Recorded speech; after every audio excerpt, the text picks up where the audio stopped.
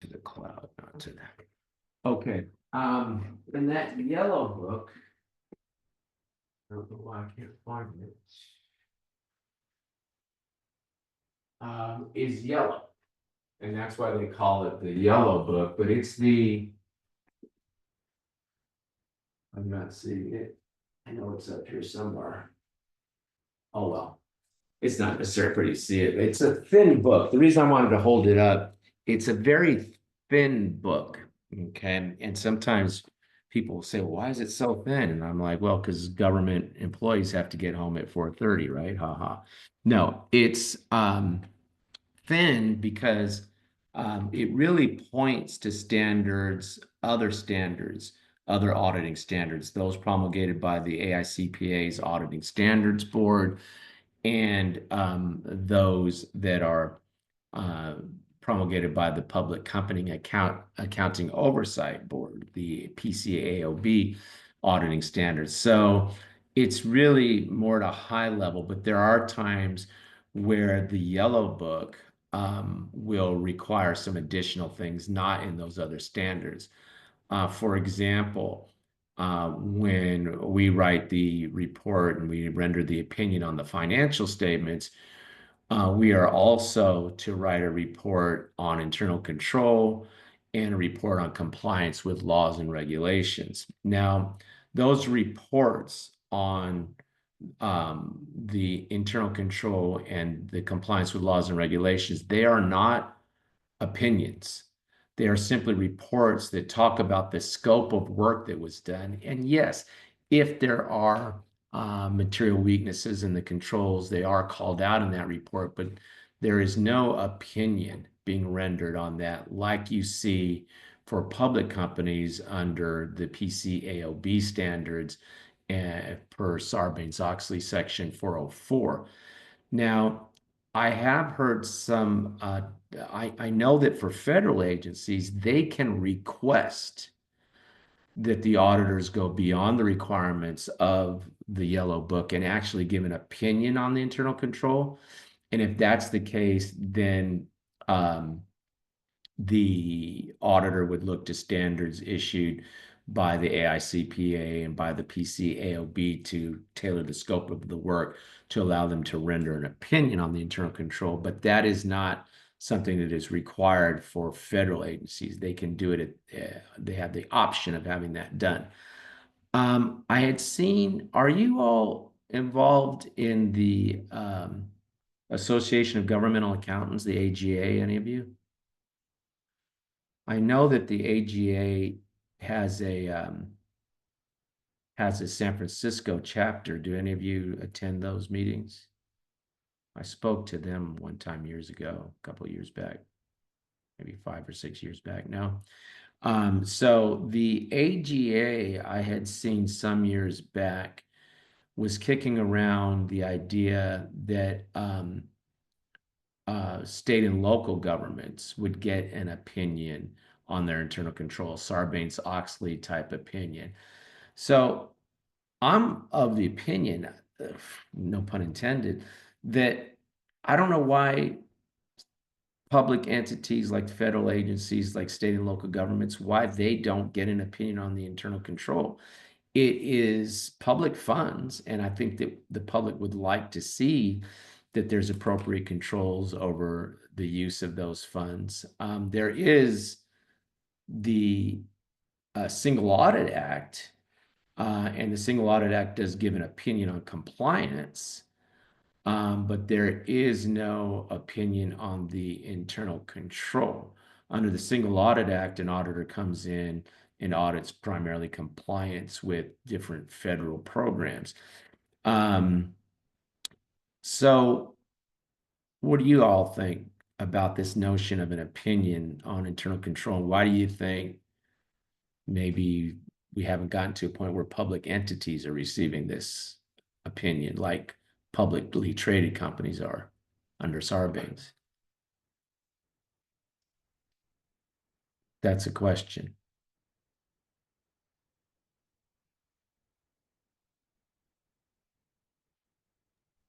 I'll wait. Hi, it's Carmen. Hi, Carl. Hi. One of the reasons I would have a feeling is that I think probably cities and counties don't tend to do something unless it's required. And there's always an extra cost involved because it's a lot of work to have them do an audit of our internal control system. So, and just we have especially now, just really tightly constrained budgets. So you just Mhm. don't have a whole lot of funding for going above and beyond. But yeah, I mean, I don't think it would hurt. I just think that it would require extra work Oh, on the absolutely. government's part, right, and extra money on our part as well. I'm sure that is it MGO? Yes, very good. Yes, W- MGM. Would That's our not auditor. would not cry if you told him you want him to audit the internal control because there'd be an Yep. additional fee associated with that, right? Yes. Yes. Um, I think I'm looking from the standpoint, having worked for a congressional agency all those years, and I guess I'm allowed to. I don't think they'll cut off my pension for saying this, but I find it a little hypocritical that the federal government steps in with Sarbanes, tells public companies with good cause. I'm not against that. Hey, auditors are involved in the internal control, and there should be a product that is rendered out there that gives the public useful information in making their investment and credit decisions. And then the federal government turns around and doesn't put the requirement for federal agencies that they have, legislative authority over, I think part of the reason that, nobody really pushes it is that, um, you know, a person's hair might stand on end if they were to understand some of the issues with internal controls, more deeply understand those and see things like adverse opinions on the internal control under the Sarbanes requirements and the AICPA requirements. If you were engaged to do an audit of a private entity, uh, not a non-public company, if you were to do if you were to have that company request an audit, and sometimes companies that are intending to go public will ask to have that work done even, and at that time auditors would follow the standards that are almost mirrored the PCAOB, but they'd be under the AICPA's standards for giving an opinion on internal control. But they're very similar. And so for both PCAOB and the AICPA standards, one material weakness results in an adverse opinion. So sometimes I wonder if maybe public entities are nervous, that they're going to be getting adverse opinions as to the effectiveness of their internal control and some of the politics that might, politics is in everything. Sometimes my students will say, well, no, there's no politics in love, and I'm always like, well, if your mother says, hey, do this, or I'm not going to give you that, or I'm not going to give you this. Well, she loves you, but there's politics. She's negotiating with you. You got to finish your homework before you can do that. That's politics. That's a negotiation. The only time you don't see politics is, if you see on a nature show where an alligator eats a swan and feathers go flying, there's no politics there. There's no negotiation, right? But there's almost politics in everything. And so I think sometimes the politics is what scares folks away from that. So, but getting back, the government audit standards in the yellow book that covers financial statement audit, and it goes beyond the requirements of the AICPA requirements saying, hey, you have to have a report on internal control, report on compliance. If I just did a straight audit following the AICPA standards and I'm dealing with a non-public entity, I just issue the report on the financial statements, the opinion, I stop there. The yellow book goes further, and so that's why we have it. The yellow book also contains performance standards, performance audit standards. Performance audits say, hey, how is a particular program working? What is the efficiency, effectiveness? So it covers both financial statement, financial related audits, I think they call them. And it has things like information for reviews and that sort of thing. And then we have the performance audit section of the yellow book. The green book is the internal controls. And these books, blue is blue, yellow, the cover is yellow, green, the cover is green. That book is the internal control standards for the federal government.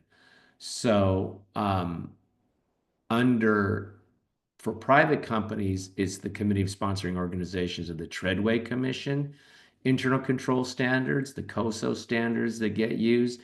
What the GAO did is they leveraged off of the COSO standards and created a set of standards, and it still has 5 components and 17 principles, but they're tweaked towards government.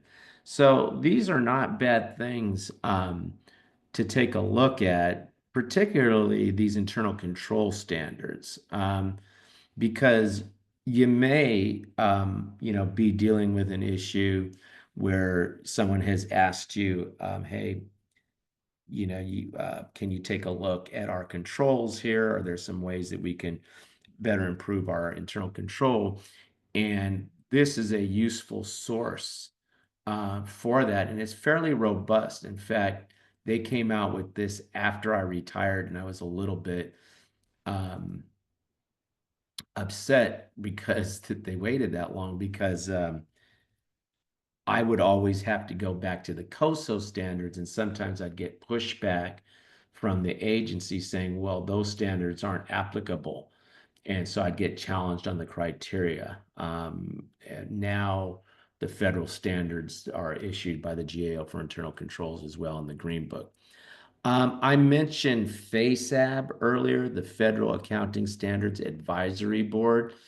That is a that is also 7-member board. There are 3 permanent bodies that sit on that board. One is the GAO, one is the Office of Management and Budget, and the other is the Treasury. Those 3 entities sit permanently on that board, and then there's a rotating other 4 members from different agencies that come and go. Um, the reason it's called advisory board, Federal Accounting Standards Advisory Board, is that legally the GAO has the authority to set the accounting standards in the federal government. But years ago, they created the FASAB, and that's why GAO is one of the entities that's permanently on that board, because legally they have the authority to set the accounting standards. Uh, I should probably mention, I don't have them listed here.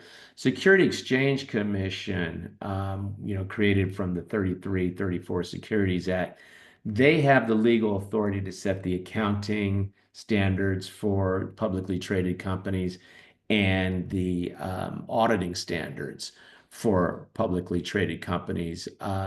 But when they created Sarbanes, then that came under, originally they had the authority. When they created Sarbanes-Oxley said, yeah, okay, the SEC is the entity that has the legal authority, and they will recognize the PCAOB as the entity that sets auditing standards, and the SEC recognizes FASB as the entity that has the authority to set accounting standards for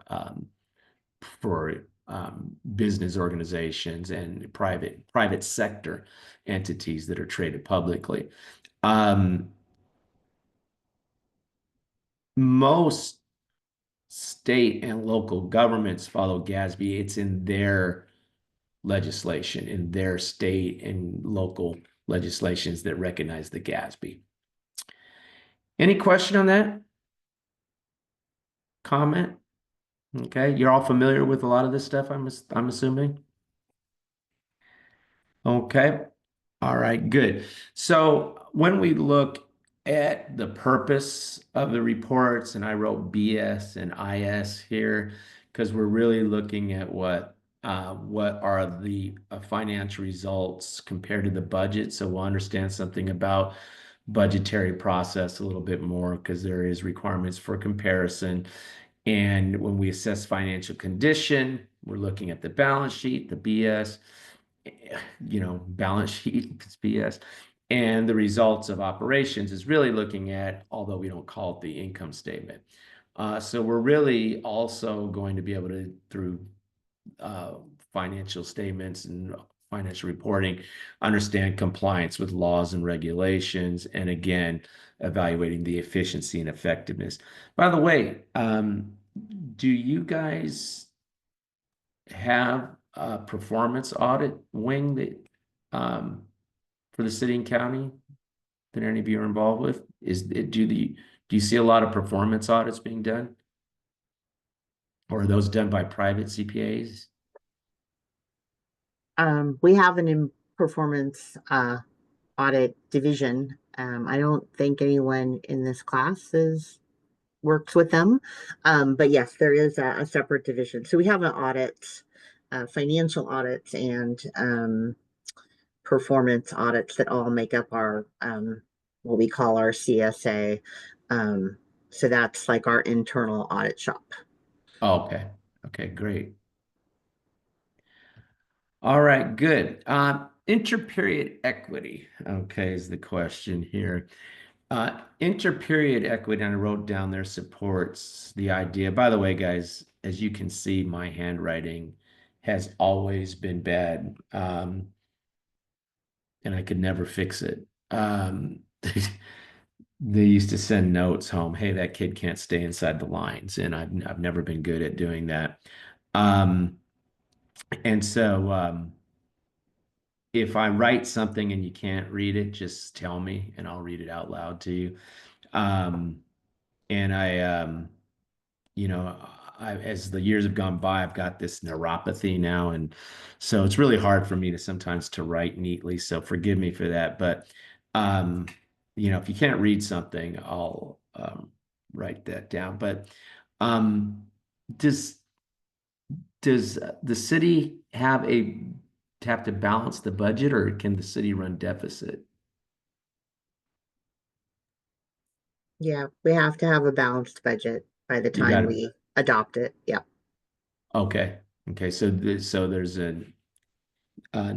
there's a no deficit, right? Now the federal government runs a deficit in the trillions every year, um,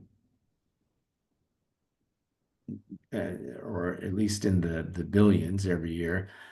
Um, I want to say that the public debt for the federal government, which does not practice interperiod equity, is something like 32 trillion, something like that. I'm trying to get my machine to work properly here.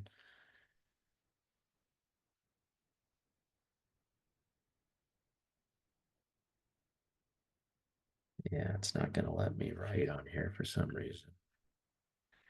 I think for some reason, PowerPoint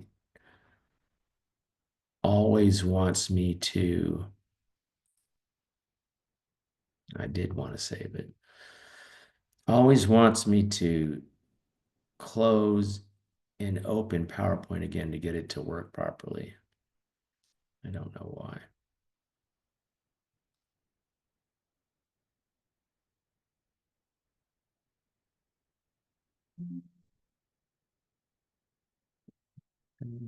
Slideshow, current slide. Let's try this again.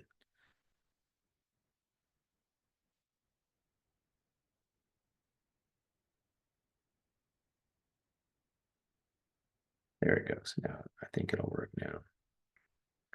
So I always, just so we understand, 30. My pen's not working. Okay.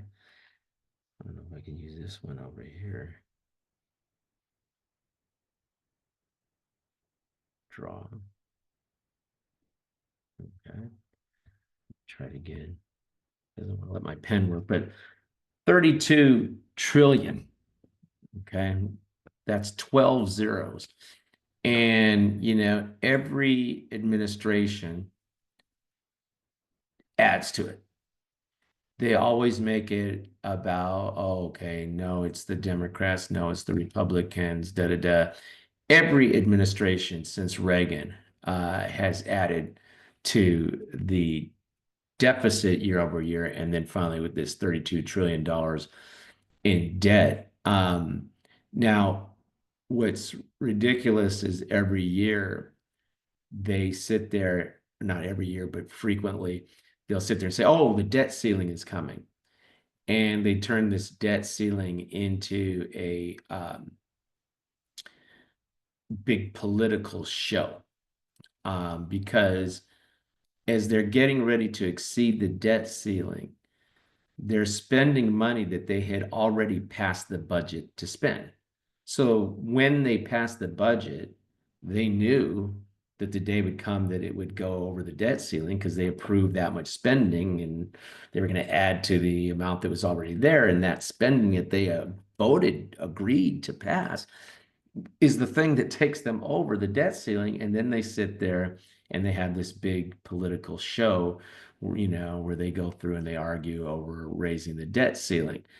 The real problem with the whole debt ceiling thing, in my opinion, is not um, that they're eventually going to raise it or whatever. The real problem, in my opinion, is as they start to play chicken with that. Because if the federal government doesn't raise the debt ceiling, then it won't have the funds that it needs to pay off maturing debt. And if that would mean that they would have to default. Well, the federal government really cannot default on its debt because it is the risk-free rate of return that we use in capital asset pricing models and everything else. You'd have to rewrite all the finance books. Many, many entities buy treasuries because it is a safe place to put short-term cash. And when I say entities, I don't just mean pension funds and companies. I mean nations will put their money. And the United States is the only country that really has this silly debt ceiling thing. Um, I think the Netherlands, I was reading, is the other one, but they've raised it so high that they'll never exceed it. And so there has been some talk of getting rid of it. And I heard, President-elect President Trump, he even said, "Well, why do we have this thing?" He said it at one point, and then they asked him. He said, "Well," he says, "I don't think anybody knows what would happen if the government defaulted." And that's correct. Nobody knows, but I think it might be a shot, load up your shotgun moment if that were to happen. So it's pretty dangerous thing, in my opinion. And I was on the audit of the public debt for years, and so it's maybe a little more near and dear to me than some other things.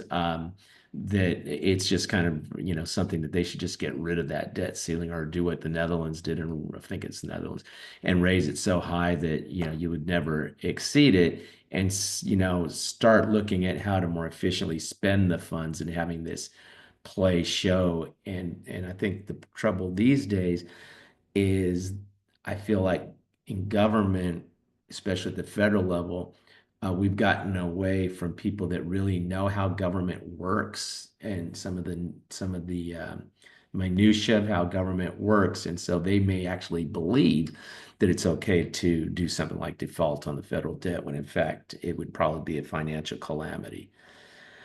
So what I think we're going to do today, guys, especially since my computer is starting to play games with me here, is stop right there. Typically, and we can actually, before we go, make a decision. I could give a break usually around 6:30, or we could go till maybe 6:45 and get out a little bit early, you know. So what do you think? You want to do a break at 6:30 and then go to 7:15? Or do you want to just roll through a break period, go to 6:45 and end class at 6:45 on a regular basis going forward? They keep on going. Right? I think Dumbest Why ending question ever early? asked. Yeah. I don't think I've ever had a class that says let's not get out early. yep. Agreed. Because you're so entertaining. We just got to stay longer. So, okay. So that's what we'll do. But tonight I'm going to go ahead and end here, not only because I want a little time to talk to Carmen, but also my machine's starting to act stupid on me. So I might as well um, call it an evening and see why Oh, my computer I have won't restart. another question. Yeah, sure. Oh, for our assignments, we just looked at the GGU e-learning, and for all those weekly chapter lists of exams. So those will be our weekly assignments, right? So for chapter one, there'll be Yeah. one midterm practice, chapter two midterm practice. So those will be our weekly exams that we need to do on our own. Do we need to We'll do submit? them together, but it won't hurt you to look at them. Okay. For example, the Governmental Accounting Standards Board is a primary standard setter for state and local governments, pretty much right off the slide. Okay. Oh, Which of the following has the highest level? GASB. Um, so for the which of practice the following midterm, stand, huh? so for the practice midterms, we just do it on our own, and then for the I'll do next them. class session. No, I'll once we finish the slides, then I'll turn to the practice midterm so we can kind of see how we would have been tested on the material that I covered in that chapter. So we'll go through them together, but it won't hurt you to look at them. Okay, so So you we don't can have to do either. anything if you don't want to. But if you want to look at these, you can. And of course, you can read the chapter, and you'll see that the chapter material from the textbook, if you were to do that, follows along with what we're doing. And so Mary, what I do is I take the weightlifting approach here, if I may use that analogy, and that we look at the material, we practice with it, you know, and we practice again, we practice again. So by the time, and generally in a different setting, what I would do is then you'd have a closed book exam, but we're going to do the exam together on the exam dates. Um, okay. Not sure what I'm not making clear, so go ahead and tell me what you're Okay, not so understanding. for example, for the chapter one practice midterm, so for our next meeting on Thursday, we'll open that slide together, and then we'll go over each question in the chapter one class, chapter one practice midterm together as a class. Correct. Yes. We'll finish the slides for chapter one, then we'll do that the way you described. Yes. Oh, okay. Oh, I also have a question regarding the syllabus. The Mhm. syllabus, you say the grading, there's consists of class examinations and guest speaker write-ups. So for guest speaker write-ups, there'll be one or two that we might have to do. But for Correct. class examinations, how much are those? How So many? they're 100 points each, and the Mm-hmm. guest speaker write-up will be 100 points each. Also, two class exams. Yeah, I took off the two, and then because I thought it was three, but then I realized no, it is two. That's why I put the twos there. So yeah, there'll be the midterm. It's basically two midterms, one at the end, and we'll do them kind of at the same night, maybe that we do the guest speaker. Although, how would you turn in the guest speaker? I'll give you some time after the class is officially over. I think our last date is the 24th, but I'll give you some time to turn in that other one. Or maybe How I do won't. we Maybe I'll do only our have one guest midterms? speaker. Huh? Oh, how do we do our midterms? together. So Also together. I'll put the questions up on the screen and we'll do them together. But there'll be Okay. no, so see how this went, it'll be like this, but see how this has the answer highlighted? When we're actually doing it, I won't put the highlight. I'll expect you guys to all chime in. You know, not everybody has to answer, but yeah, it's B because da da da, like that. It shouldn't take us too long. I'll have like 30 multiple choice questions. It shouldn't take us that long to kind of roll through those.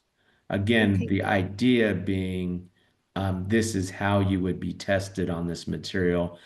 And when I'm putting them up on the screen without the answers, and I'll give you the Word file in advance, without the answers, then you're having to actually, you know, kind of see how you would respond if you didn't have the answers, right?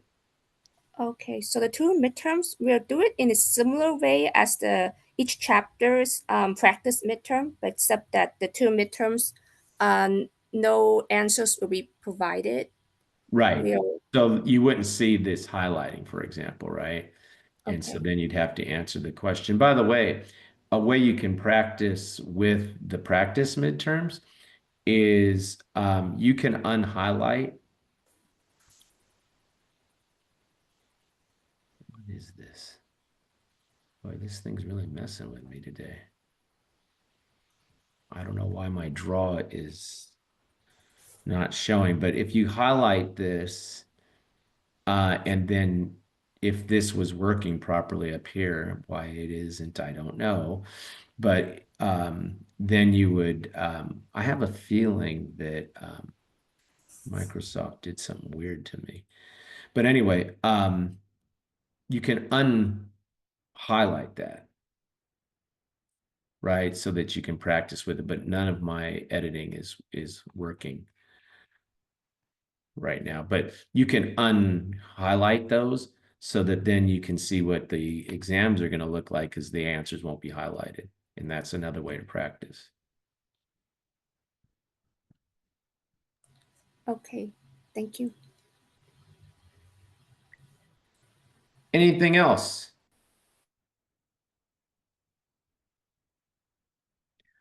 Okay, guys, so we're going to call in an evening. Yeah, I'm sorry, Tina. Yes, Professor. Sorry I was late. I'm actually really sick. And I have a question. I did try to ask you, but I will be out of country on the whole entire March. Is there any way I can still participate in the classes? Well, if you have internet access, Yes, I do. yeah, Oh, yeah, great. just Zoom, just the same way you did here. Just Okay. do it from wherever it Sounds be. good. Thank you. Yeah. Yeah. And what I had said at the top of the class, I might have one or two classes on campus, but you don't have to come to that. So what'll happen is I'll be standing in the room probably by myself. But if you guys want to come, you're more than welcome to come and sit in the class if you want to do that to have a, you know, more social interaction. And I'll probably do it during campus week because there's other activities and stuff on campus that you might want to, you know, come and check out. When is the campus week? Let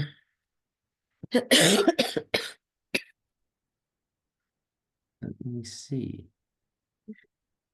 if I can find that.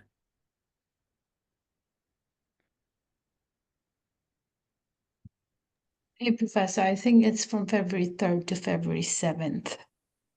February 3rd to the 7th. Yeah, I think so. Okay. Thank you. Okay.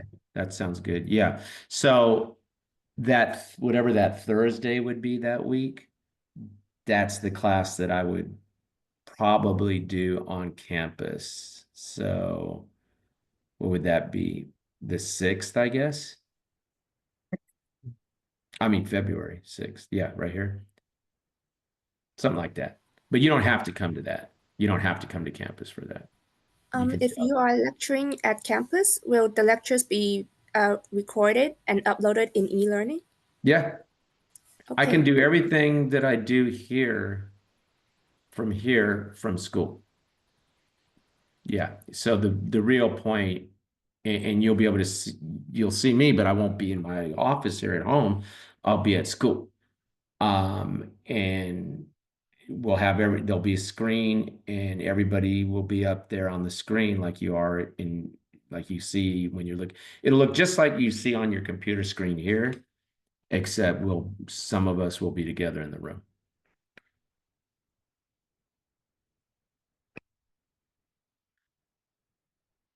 Question? Okay, Carmen, maybe we'll let everyone log off and then we'll have a quick chat and we'll move on with our evening. Sounds good. Okay, guys, I'm going to stop the recording. I will post it up and you can go ahead and log out of the meeting and we'll see you next time. Thank you, John. Good night.